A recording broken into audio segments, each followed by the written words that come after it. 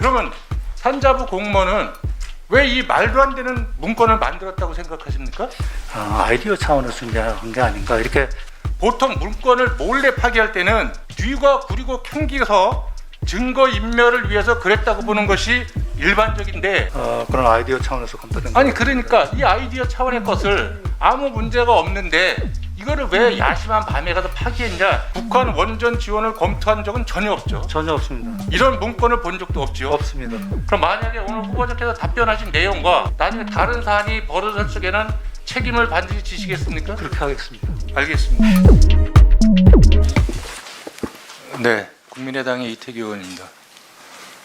먼저 외교안보적으로 굉장히 어려운 시기에 외교부 장관이라는 중책에 지명돼 있어서 여러 가지로 어깨가 무거우실 것 같습니다. 오늘 청문회를 잘 치러주시기를 저도 부탁드리겠습니다. 본 질문에 앞서서 후보자의 공직관에 대해서 일단 기본적인 질문 하나 드리겠습니다. 후보자는 오랫동안 공직 생활을 하시면서 국민 눈높이에 벗어날 정도의 도덕적으로 문제가 있거나 국민 상시에 사회적 규범에 어긋나는 일을 한 적이 있습니까? 전혀 허물이 없다고 말씀은 드리지 않겠습니다만 최대한 노력을 했습니다. 그러한 방향으로. 청문회 과정에서 국민 눈높이에 벗어난 어떤 도덕적으로 문제가 드러나면 후보직 사퇴하실 용의가 있습니까? 그 청문회 과정을 먼저 지켜보고요. 네. 그리고 제가 드릴 말씀은 아닌 것 같습니다. 제가 후보자 주변을 좀 보면 네. 통상적이지 않은 일들이 제법 좀 있는 것 같습니다. 그래서 그건 이따 오후에 좀 따져보기로 하고 우선 현안에 대한 후보자 입장을 좀 여쭤보도록 하겠습니다. 요즘 산자부의 북한 원전 추진 문건 문제가 깔끔하게 정리가 안 돼서 이게 국민적 의혹을 사고 있는데, 이게 문건의 작성 시점, 또 그때 남북 정상회담 당시에 후보자께서는 국가안보실장이셨죠.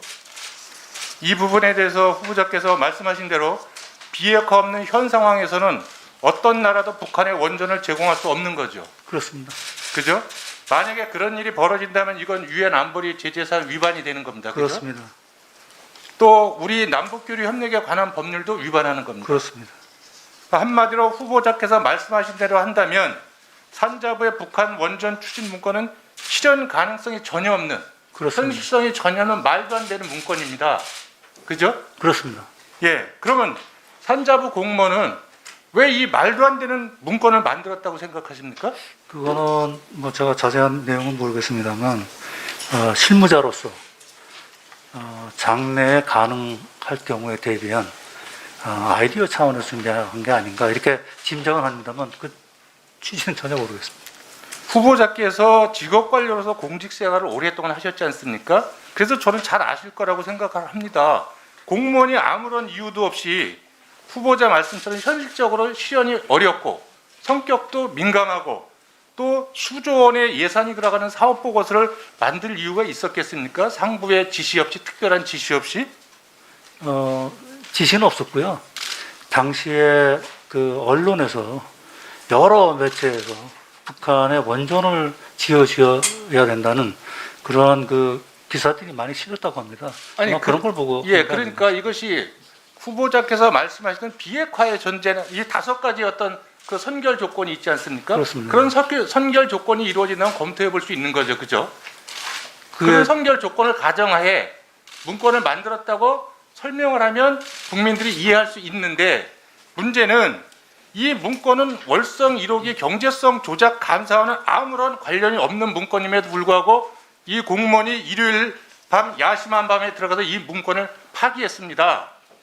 그러면 공무원이 문건을 파기할 때는 그만한 이유가 있었을 것이고, 보통 문건을 몰래 파기할 때는 뒤가 구리고 캥기서 증거 인멸을 위해서 그랬다고 보는 것이 일반적인데, 여기에 대해서 후보자께서는 어떻게 생각하십니까? 전혀 이거는 정부 차원에서 검토된 게 아니기 때문에요.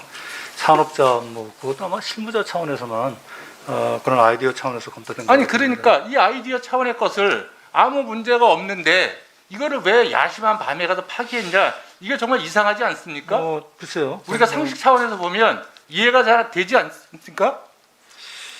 아니, 그러면 예. 어쨌든 후보자께서 국가안보실장으로 계실 적에 예. 북한 원전 지원을 검토한 적은 전혀 없죠. 전혀 없습니다. 이런 문건을 본 적도 없죠. 없습니다.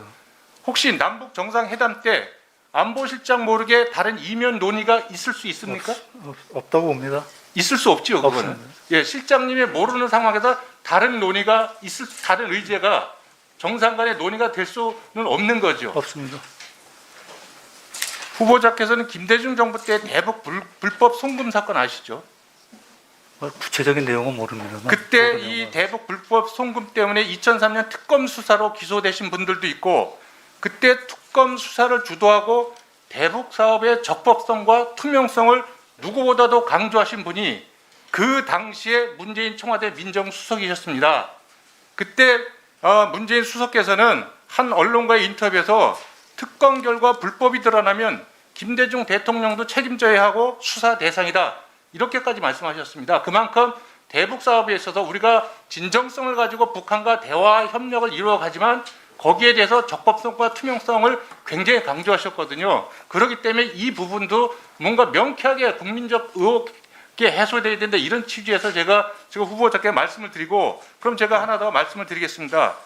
그 현 원전 추진 문건 관련 정부는 관련해서 이거를 일체 이런 문건을 결정하거나 검토한 적이 없다는 점을 이 자리에서 분명하게 말씀하실 수 있습니까? 네, 그렇습니다. 그럼 만약에 오늘 후보자께서 답변하신 내용과 나중에 다른 사안이 벌어질 적에는 여기에 대한 책임을 반드시 지시겠습니까? 그렇게 하겠습니다. 알겠습니다.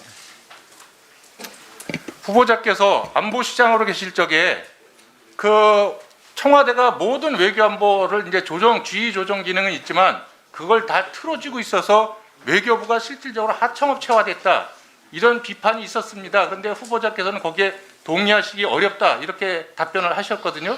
근데 사실상 그때 구조적으로 보면 후보자께서는 안보실장이셨고 또 최고참 직업 외교관 출신인데 상대적으로 대통령께서 또 외교부 장관 강경화 장관께서는 외교 전문가가 아니었습니다. 그렇게 해서 후보자가 결국은 독주를 할 수밖에 없는 구도인데, 중요한 부분은 후보자께서는 직업 외교관 이전의 정치인입니다. 그랬을 적에 최고 결정과제의 입맛에 맞춰서 이것이 코드 외교로 가게 된다면 직업 외교관의 전문성과 객관성, 냉정함이 무력화될 수 있다. 여기에 대해서 어떻게 생각하십니까? 코드 외교라는 말은 적절치 않다고 보고요. 대통령께서는 국민들로부터 5년간의 그 국정에 대한 위임을 받으신 분입니다. 그래서 대통령의 외교 정책 철학, 이런 거는 우리 외교 정책에 반영이 돼야 된다고 봅니다. 그런 측면에서 제가 대통령을 측근해서 모시면서 대통령이 갖고 계신 외교의 정책이라든지 방향, 이런 거는 가능한 한 우리 외교 정책에 반영되도록 노력한 것은 네, 수고했습니다. 당연한 책무였다고 생각합니다.